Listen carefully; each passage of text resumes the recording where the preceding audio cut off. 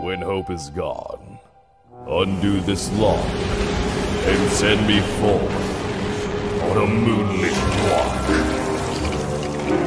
Release restraint level 0.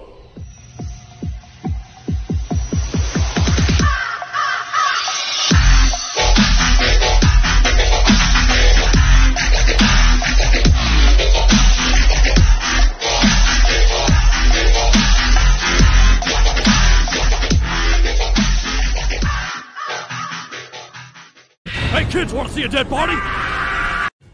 Hi guys, this is the Void of the Ravenclaw. Welcome back to another fanfiction story. If you like this type of content, smash the like button and subscribe for future updates that I do post on my community tab frequently. Now, because this series won the vote, I posted on my community tab like a couple days ago. This series will get 5 installments. Then I'll move on to another one. I'm doing like I said in the past, I'll be doing 5 parts for each series I work on.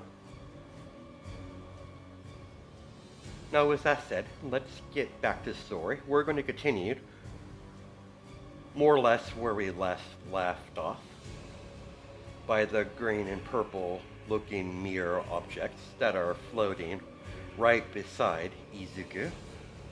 As you can see, Grundy still flying through several abandoned buildings. As Killer Croc and Bane keep their distance away from the new arrival, so did the Nightwing. Izuku didn't even glance to the humans that are standing right behind him, as he's staring towards the direction where Grundy went after he got hit by the energy beams out of his floating weapons right next to him. Izuku snapped his fingers as 2 portals open up. One portal envelops Grundy as he fell out of the other end of the portal, right on the ground, right in front of the old god. He's still hovering above the ground, like he is in this picture, just staring emotionless downwards at Grundy. Grundy got to his feet and started to growl at Izuku. "I see you want some more, you undead insect. Grundy's gonna smash you until I hear a pop." "So you do have some form of intelligence in that thick skull of yours, insect. Very well. I would love to see you perform such a act. Amuse me, mortal." Not even a second later, after those words left his lips, Grundy threw out a right punch towards Izuku. Grundy's fist never made it to Izuku's face. By Izuku catching Grundy's fist with only one hand, then he instantly extended his other hand outwards towards Grundy's chest, as his hand is extended outwards as a purple and green energy begins to charge from the palm of his hand.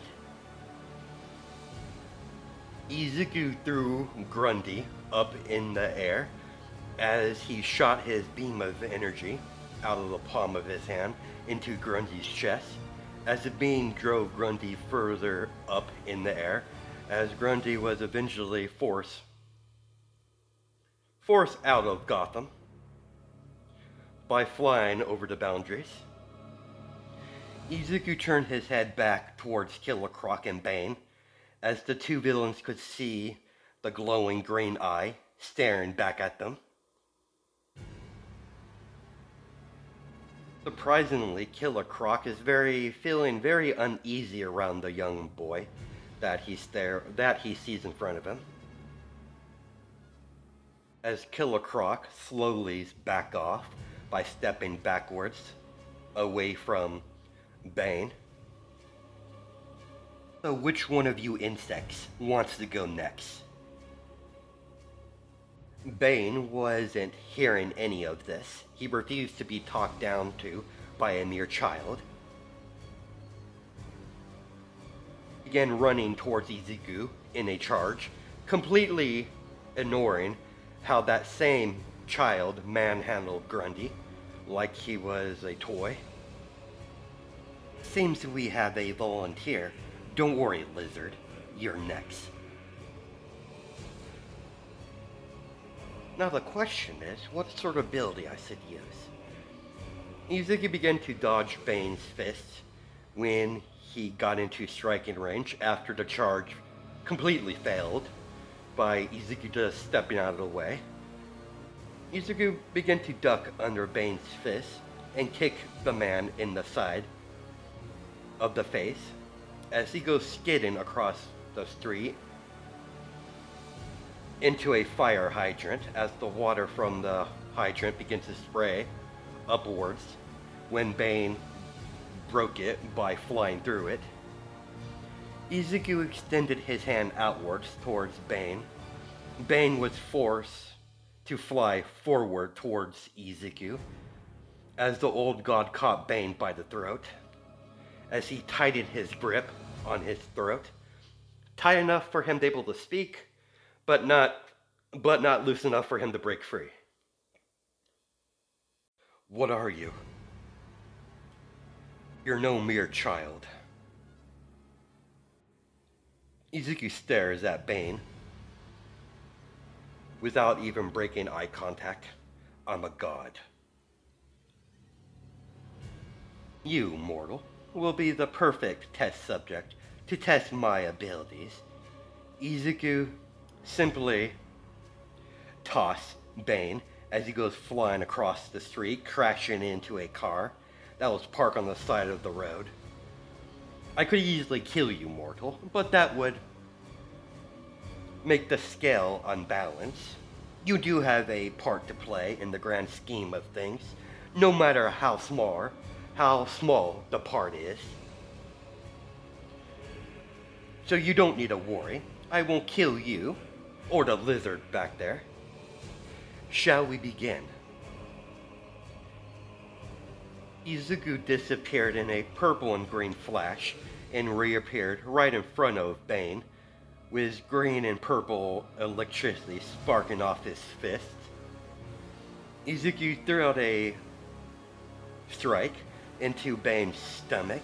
The moment Izuku landed a clean blow to Bane, Bane was immediately electrocuted from within. Well, throughout his entire body from the strike. Bane screamed out in pain.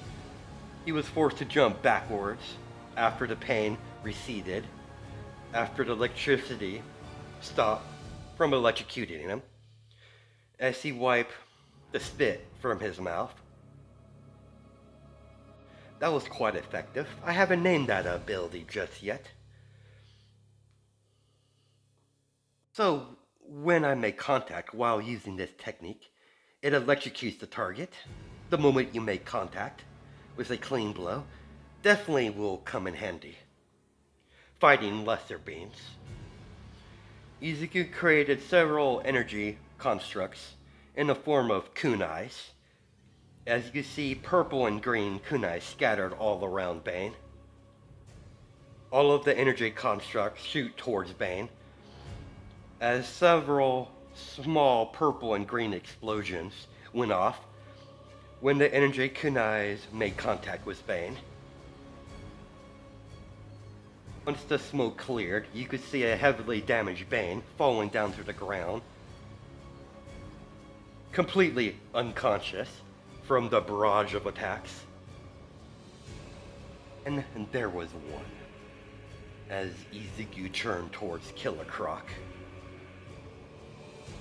I surrender. I don't wish to fight you. I'm not stupid. I know when I see a losing battle. Seem to be under the impression you have a choice in this, Lizard. It doesn't matter what you want. I suppose I've showed off enough. I will allow you to leave, little lizard. But I do find it strange that you are willingly to working with this Bane fellow. I believe you called him. And I wonder why you would go after the undead creature known as Grundy. The job was offered to us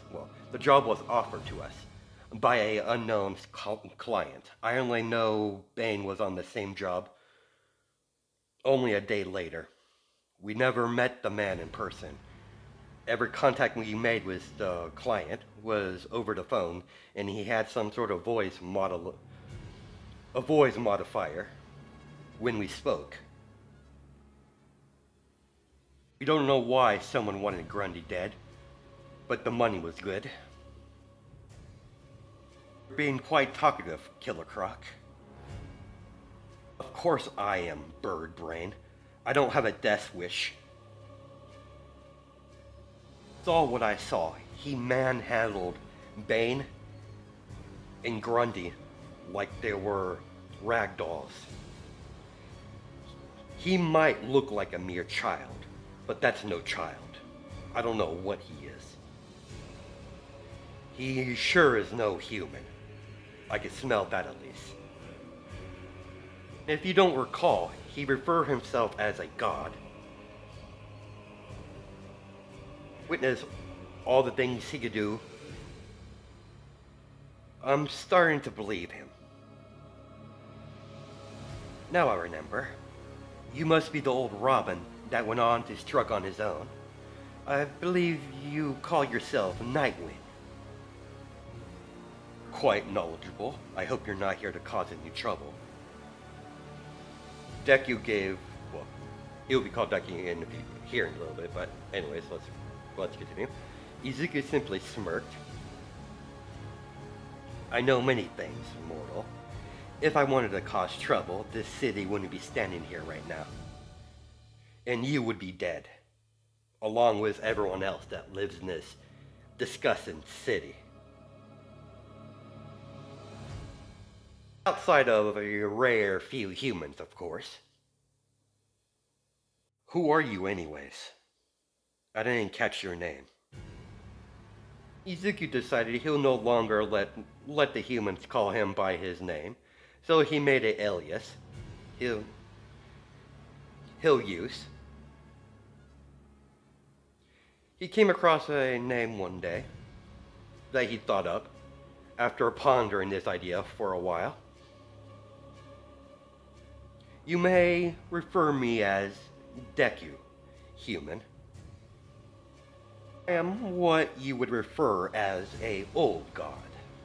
But that's all the information you'll be getting from me, mortal. My true identity will be revealed in time, little mortal. Well, I'm done here. As Deku turned around and began to walk away, he suddenly turned his head to Nightwing and spoke. Send the bats my regards.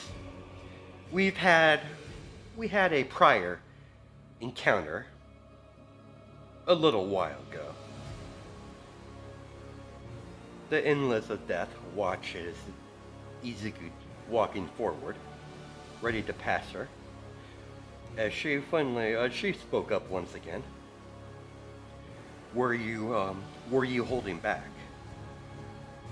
Of course I was. There was no reason to go full on, to my full strength, on mere humans. I haven't even reached my full evolution yet.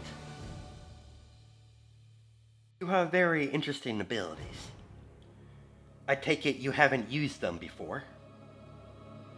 Negative. I just created them on the spot. It's been a pleasure, Death. I'll be taking my leave. It was a pleasure as well. Death hopped off the car. we'll be seeing each other again. You could count on that. As the whole street gets extremely foggy until Death disappeared into the fog. When the fog dissipated, she was nowhere to be seen. Deku decided to head back to the church.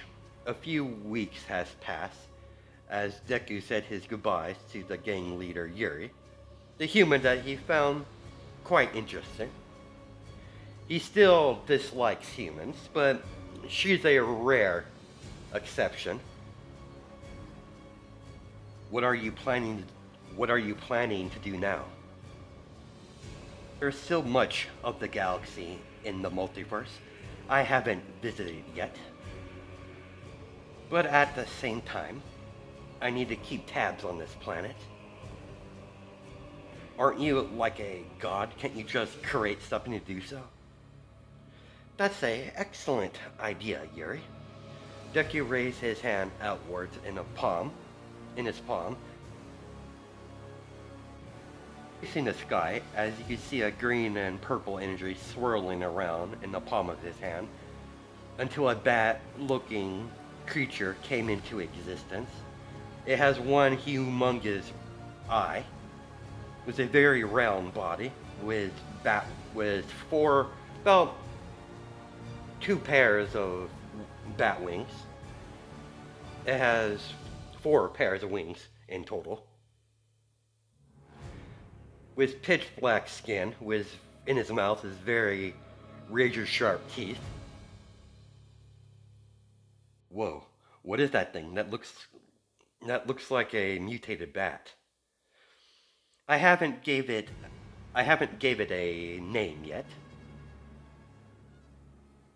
This creature has very unique abilities, would be quite useful for spying and recon.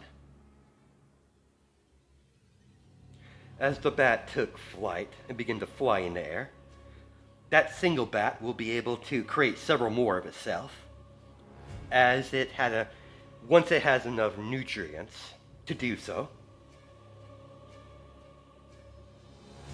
That creature I just created, we're psychically linked, so whatever he sees, I sees, he'll be able to contact me once something note arrives that requires my full attention.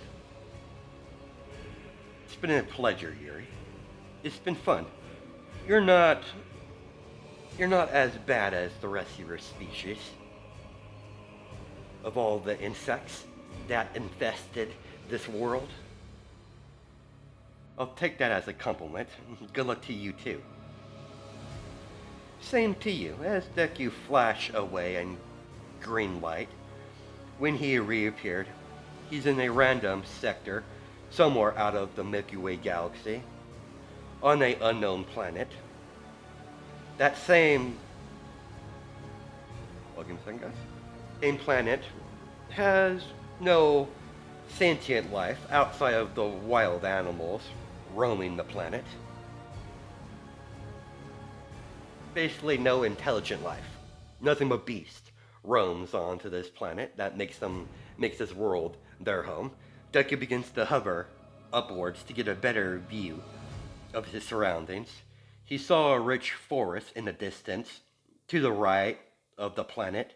He sees a large body of water, most likely filled with sea predators. If the land has anything to say about the predators on the land, to say anything about it. Void contact his master telepathically. Sorry to interrupt you, master, but we have several life form signatures heading our way. They're just entering the planet's atmosphere. You feel that, master? That I do. Their energy singles are quite similar to the Green Lanterns that are entering the planet atmosphere, but a tad bit different, more chaotic. Well, this will be interesting. Deku flew over and stood on the highest mountain on the planet, and watch familiar life forms wearing a green uniform, fighting against an opponent that has a red uniform. Instead of a green ring, their ring is crimsoned red. Quite similar to the green power rings that the Green Lanterns wield. As they're engaging in combat, green versus red. Out of nowhere, Deku opened up a bag of cotton candy,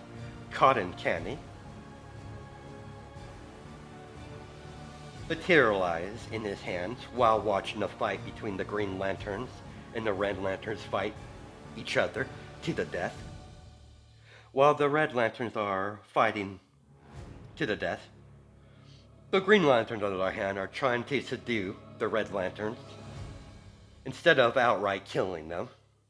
Izuku is quite curious about that. From the brief fight with a couple of lanterns he had prior, they're capable of killing their opponents with their power rings. It could be an easy enough feat to do so, but for some odd reason, the Green Lanterns refuse to use lethal force for some unknown reason. And that complex Deku extremely. Master, it looks like we've been spotted. I noticed that as well. As several Red Lanterns surround Deku on all sides, having their fists pointed at Deku, wielding their their red power rings glowing in their fists, pointed at Deku. I would advise against such actions, Lanterns. Don't know who you are or why you're here on this planet, but you're gonna die here. The wrong place, the wrong time, kid. Nothing personal. Are you challenging me, Lantern? Damn right. We're challenging you. Challenging you is such a bit strong, wouldn't you think? It's gonna be a total obliteration. As all the Red Lanterns attack all at once. Very well, Red Lantern, isn't it? Deku extended his hand outwards.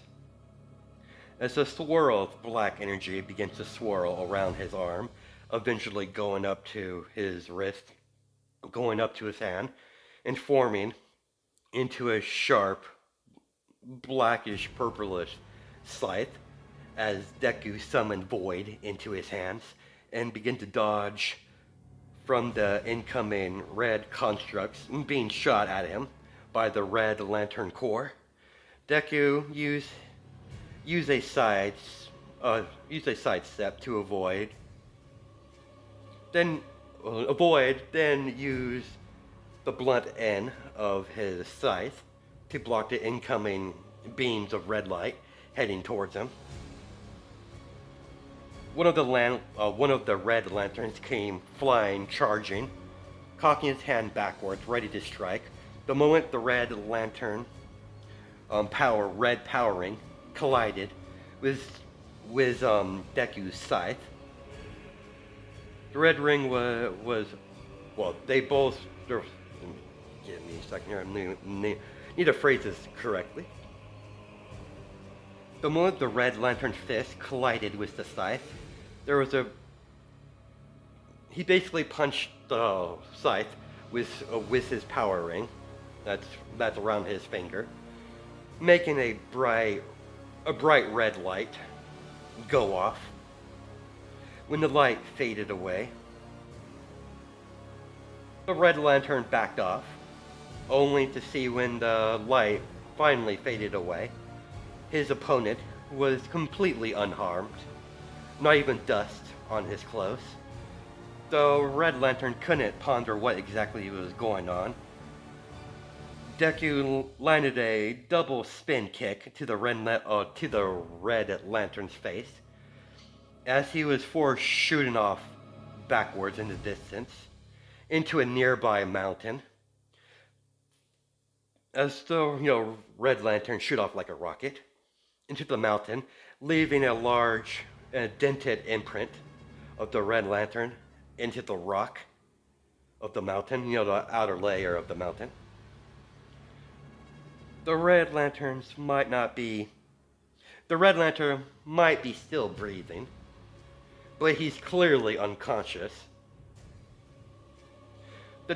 The two other wolves, the other Red Lanterns that are surrounding Deku, all fly towards him, ready to attack.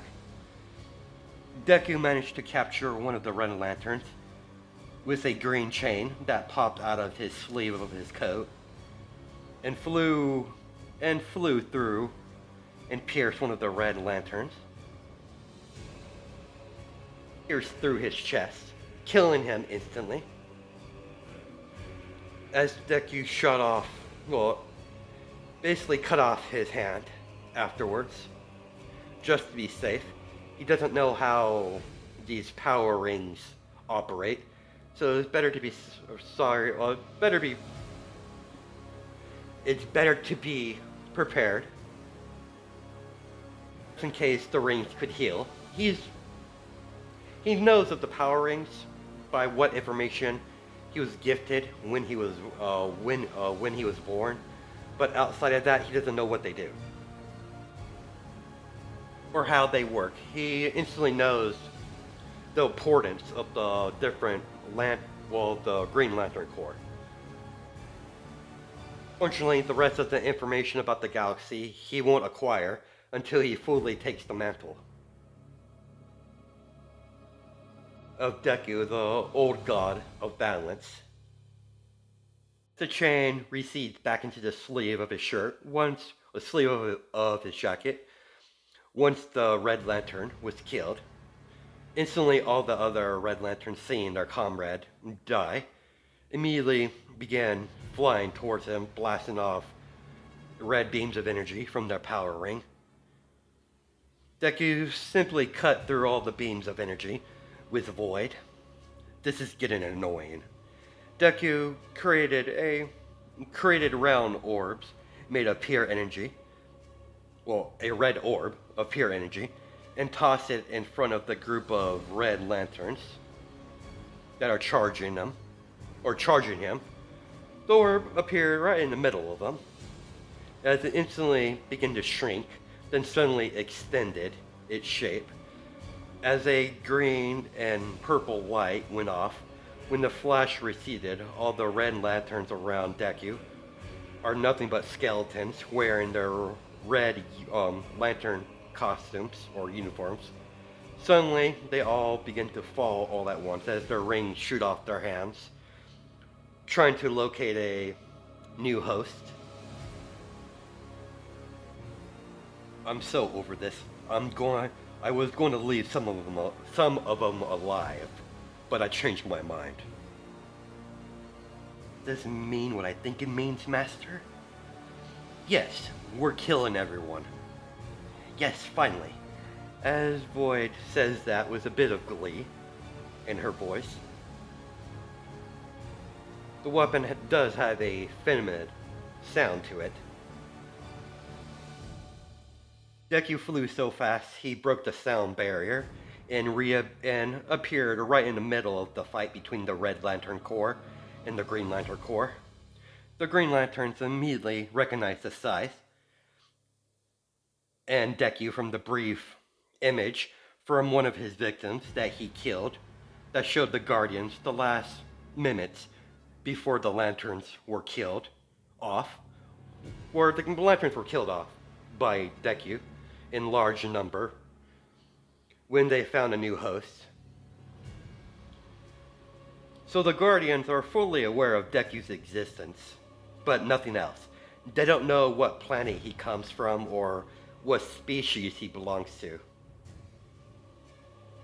He's an anomaly that the Guardians don't know how to deal with. The moment that Deku was visible, he swung Void so fast, cutting through a lantern in half, His ring went flying from the planet's atmosphere, trying to find a new host. As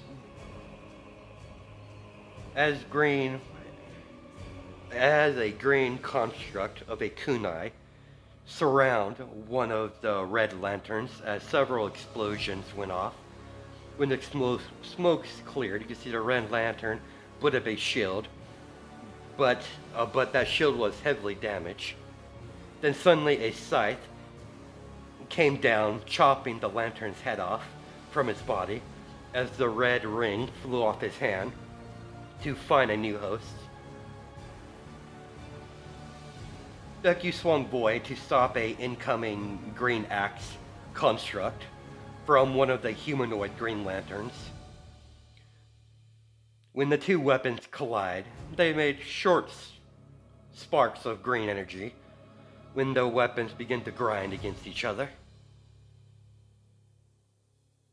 There was a slight power struggle. Then the two weapons were beginning to put pressure from each side. Deku wasn't even trying, until Deku cut right through the axe construct, cutting it right in half. And Deku proceeds to simply extend his other hand towards the Green Lantern and shot out a beam of green energy out of the palm of his hand, vaporizing him, as the ring was completely undamaged as it flew off in the distance, ready to find a new host, as another Green Lantern was killed. With one snap of his finger, the two floating mirror-like objects begin to fly around all the lanterns, shooting out energy out of them, vaporizing lantern after lantern as red and green get killed off, slowly but surely, until Deku was only one left alive, as his two laser objects begin to fade out. And Izuku finally cleared off the last remaining green and red lanterns, only more beginning to show up from the planet atmosphere. Master, some of those red lanterns are incoming. They're going to cross paths with the Green Lanterns that are just entering the planet atmosphere. And they seem to be in bigger numbers this time around. I'm very aware of that, Void. I'm a bit curious. Let's do some old-fashioned recon, as Deku turned invisible, erasing his presence. So not even the Green Lantern or Red Lanterns could detect him.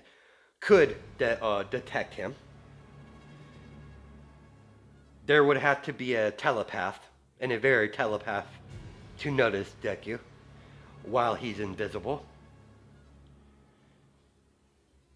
Telepaths can notice Deku's presence if they're powerful enough, but they're unable to see into his mind and read his thoughts. It's not impossible for a telepath to enter Deku's thought or mind, but they would have to be quite powerful to do so, and the circumstances has to be just right for that to be even possible. He would have to be weakened to a certain extent for his mind to be vulnerable from such attacks. Deku got close enough to observe the two Lantern Corps begin their grand scale battle in large numbers. So if this is a battle, it's pretty damn pathetic. Would have to agree. I'll give credit to the Red Lanterns actually trying to kill their opponents, but the Green Lanterns were only subduing their opponents, not even bothering killing them. They're mostly just defending. How very disappointing. I hate watching one-sided battle. Sir, you could easily kill them all. They're unaware of your presence. You have the element of surprise. You could wipe them out in one fell swoop, in one grand scale attack, would do the job. You bring up a good point, Void. As Deku extended his hand outwards towards the fighting Green Lanterns and Red Lanterns, unaware of the imminent danger they're in, as purple and green energy begins to swirl around his palm. As Deku hand formed a ball of energy, began to grow in size. When the both lanterns on both sides of the battlefield finally noticed the charge in energy, it was already too late. Deku instantly released it in a humongous beam of energy that engulfed both lantern cores. The green and purple light immediately went off in an explosion of sort. When the energy explosion dissipated, you could only see red power rings and green power rings scattered all around, floating in the sky, shooting off in different directions to find their new hosts. Nothing left from their prior hosts. They were completely eradicated. Master, I have a wonderful idea. How about we go lantern hunting? You know I can't do that. I might not have a high opinion on these green lanterns, but they do serve a purpose. Not even I can remove that. There's rules even I have to follow, Void. Master, I'm not saying killing all of them. Only some of them. In whatever core there is out there, I have no doubt there's just only 2 of these lantern cores out there. And I have no doubt, wherever these Green Lantern comes from, they should have much information that you're lacking about this galaxy. You do bring up a valid point, Void. There's some information is out of my reach. Very well. We will go lantern hunting, as you phrase it. This is going to be so much fun. I can't wait to spill more blood, Master. Deku took flight while still invisible, beginning to search for a Green Lantern to shadow him to find out where their home base is located at, or their planet. Deku searched randomly to locate a Green Lantern. Unfortunately for the old god, he's nowhere near any Green Lantern sectors. If he just kept one of them alive, he could have used that to go back to their home planet, but he kind of eradicated them all, so he's going to have to find a living one.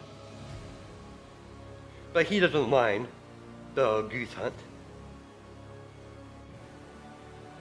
But he might not be in any of the Green Lantern sectors that they patrol, but he's extremely close to Apocalypse, the home world of Darkseid. Deku stops his flight path, seeing the planet with flaming pits scattered all around the planet's surface. The planet itself looked like a dead world. The information clicked into his head. He knows what this planet is. And he's quite curious what Apocalypse looks like on the surface, so he decided to check it out. His curiosity got the better of him.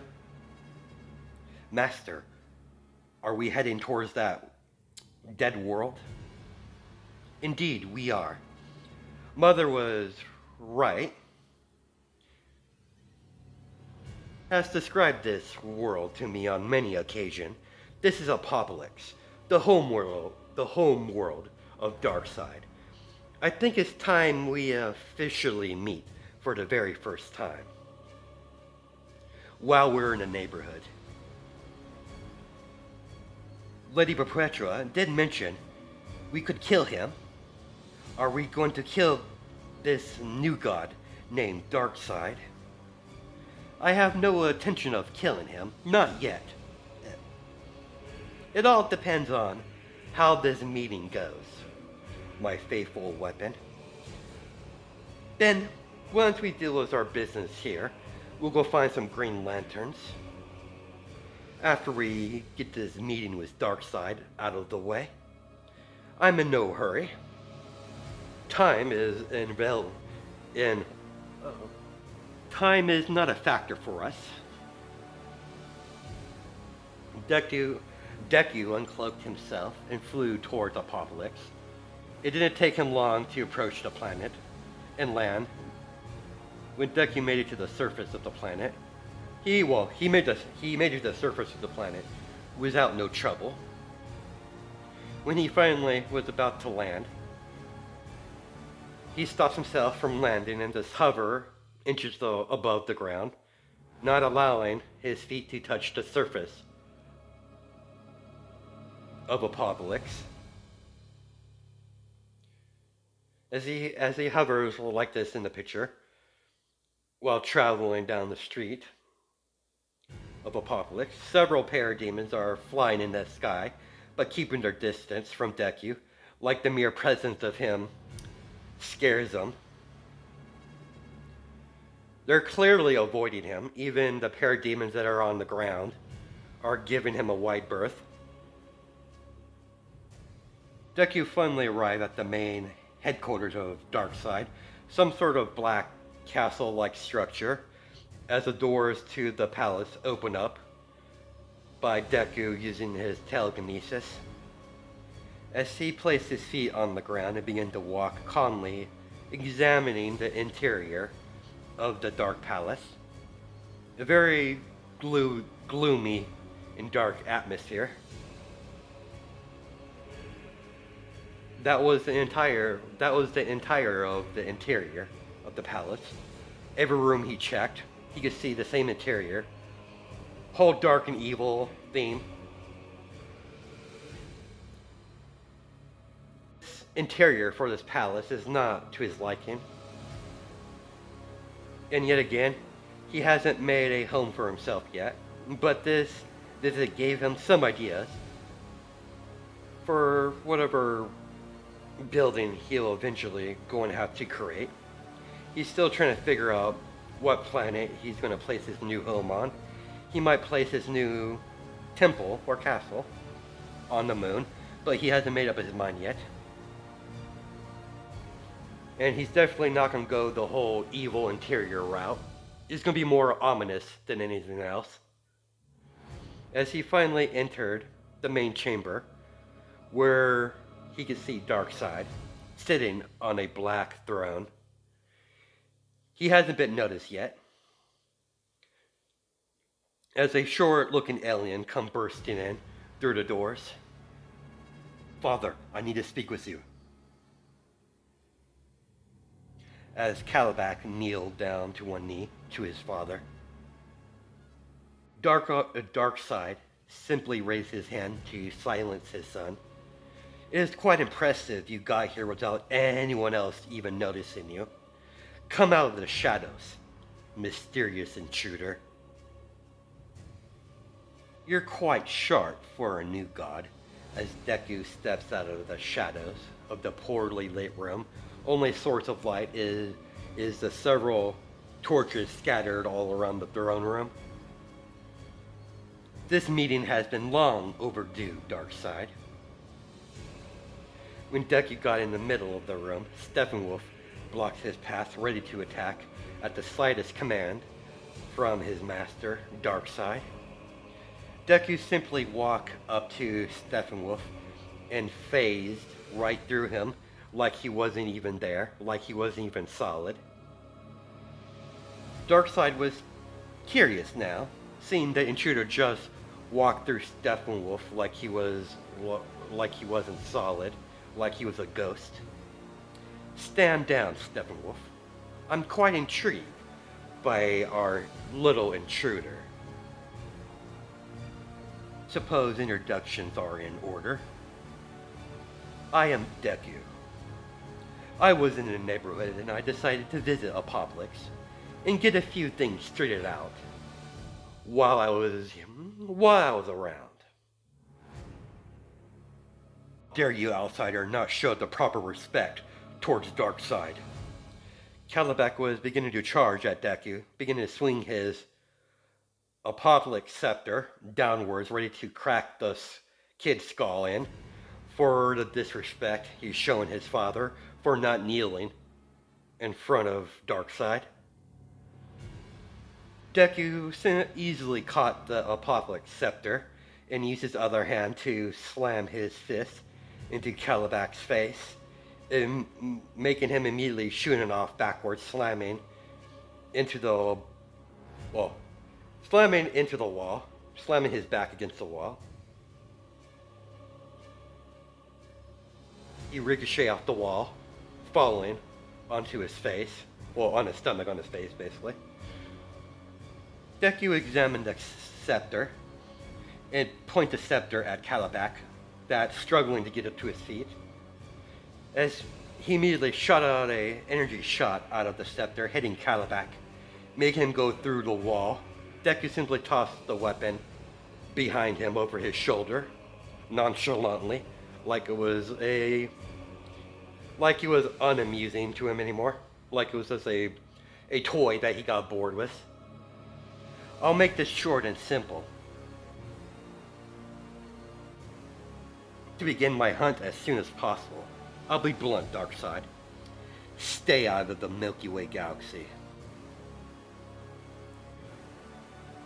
Every planet in that solar system is mine, and any attempt to conquer any of the worlds in the Milky Way galaxy, I will eradicate you.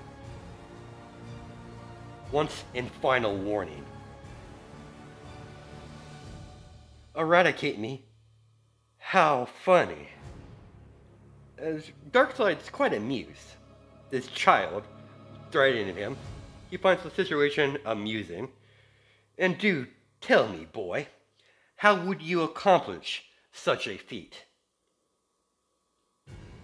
Don't test me, new god. Out of all the major players that do have important roles to play, I have free range to remove you from the board and replace you with someone more worthy. Give me a reason to do so. You might be the big bad boogeyman, Darkseid,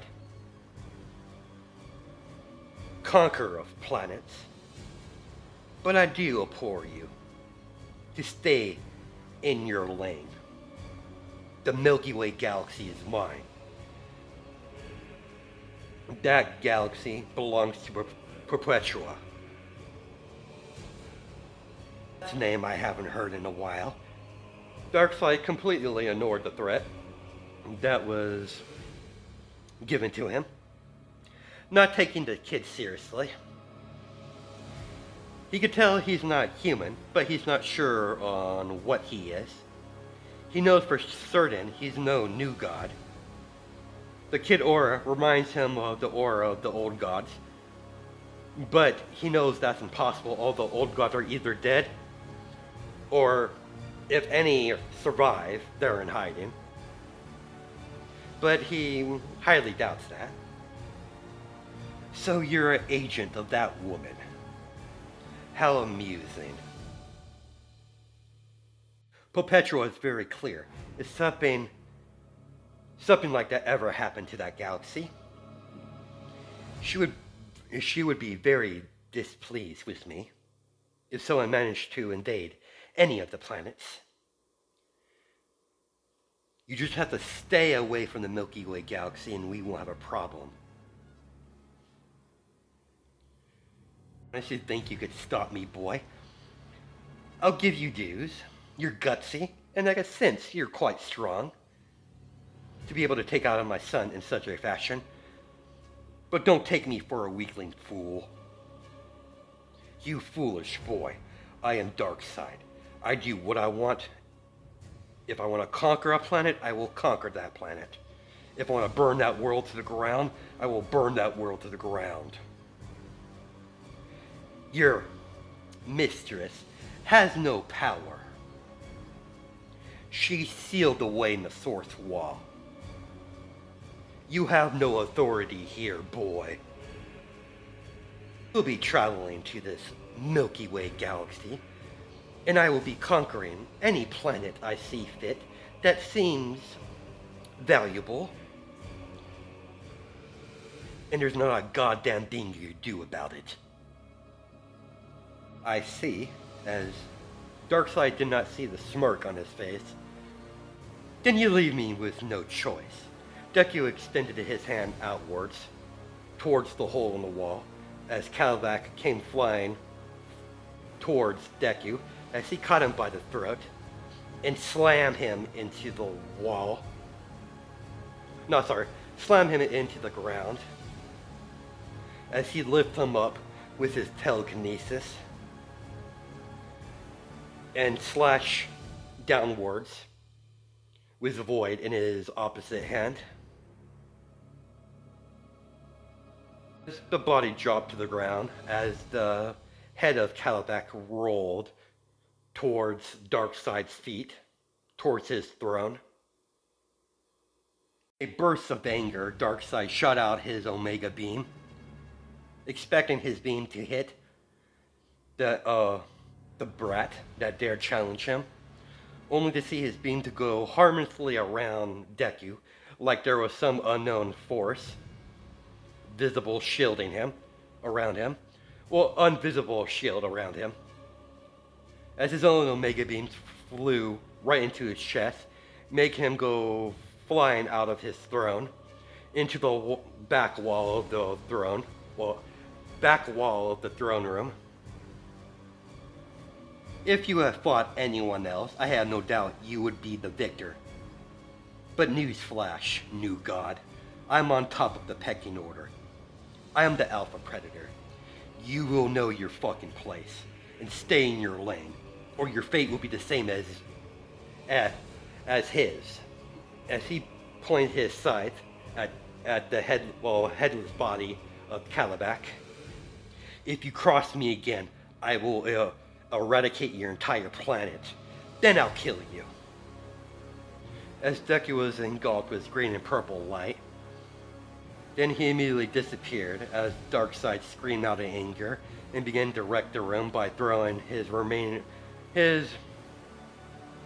throne across the room in pure rage. Deku reappeared on an unknown moon, staring down upon the planet. A unknown planet, basically. He's nowhere near the Milky Way galaxy. Master, do you think that was wise, leaving him alive? Do you think he'll heed your warning? Of course not. His pride wouldn't allow it. I want him to attack Earth. What? I don't understand, Master. I know you don't, Void. I have no intention of allowing him, Darkseid, to conquer Earth or any other planet. He's going to try regardless. I have no doubt he will cross paths with the Kryptonian. The clash between the Kryptonian and Darkseid must transpire. They have many battles to fight against each other in the future. I might not have taken up the mantle of keeping the balance, but that doesn't mean I'm unaware of the importance of those two life forms hold. Even though Darkseid is expendable. I don't understand, Master. How is he essential, but yet expendable at the same time? It's quite simple. It is true. A Darkseid is important. He's a symbolization of evil, and the Kryptonians symbolize good and hope. And Darkseid is just a title, not a person. I would have to create a new Darkseid if I decided to kill the current one. I just gotta rip the essence and force it into a new being, creating a new Darkseid. Oh, I get it now. This Darkseid's only an avatar. That he is. You can't fully kill that new god without purging the rest of his other avatars, then facing the main body. As an old god of balance, I know instantly of different outcomes of my actions when I am interacting with the galaxy, and other outcomes of other species of mortals out there. Much like my older siblings, I have a mantle and responsibilities to uphold, as they do. The only reason why I want him to do what I want him to do, to face the Kryptonian, for the Kryptonian to get stronger, so he would be a more worthy opponent. I might protect the balance, so we don't get to fight a lot of entities in battle that's around our power. And if we do, it won't be very often. And wouldn't you agree? Fighting a strong opponent to test our limits in the thirst of battle. After all, the same thirst of battle you get is technically you're a part of me, so we have the same desire for a proper fight. After all, I created you using my own essence. But we've wasted enough time. Let's continue our hunt for a Green Lantern, shall we, Void? That's where we're going to stop our part off for right now. Hope you guys have a good night and day, judging by time zones, you know, all that. I'll catch you guys in the next video.